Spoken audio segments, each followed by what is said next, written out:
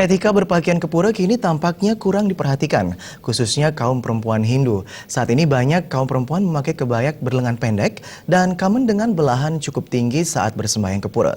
Sejumlah pihak menyayangkan kondisi ini dan berharap etika berpakaian kepura dapat kembali diindahkan.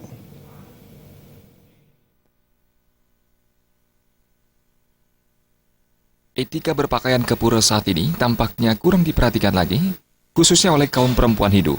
Kebaya yang mereka kenakan cenderung mengedepankan mode melalui berbagai modifikasi. Dengan kebaya yang dikenakan pun pendek, kamennya pun cenderung memiliki belahan yang tinggi, sehingga tidak jarang bagian bawah tubuh terlihat jelas. Kondisi ini menjadi perhatian sejumlah pihak, termasuk salah satu desa di Klungkung, yakni Desa Pekraman Gelgel.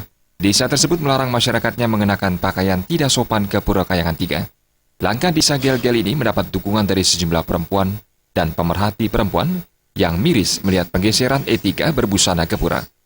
Seperti diungkapkan praktisi perempuan Ana Agung Ayu Ketut Agung, dalam berbusana sebenarnya tidak ada aturan khusus. Hal yang diharapkan adalah kesadaran untuk berbusana secara sopan sesuai dengan etika dalam masyarakat.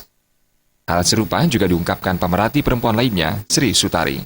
Selama ini sudah banyak terjadi penyimpangan-penyimpangan walaupun tidak ada yang mengatur ya.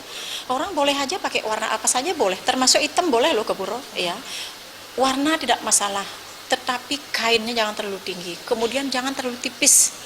Terkadang kita sebagai perempuan kok risih melihatnya. Bagi saya memang haruslah ada sedikit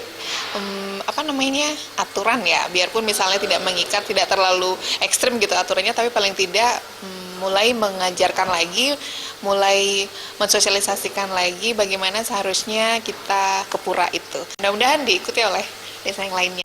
Ana Agung Ayu Ketut Agung dan Sri Sutari berharap kaum perempuan dan remaja Bali kembali memperhatikan etika berbusana kepura.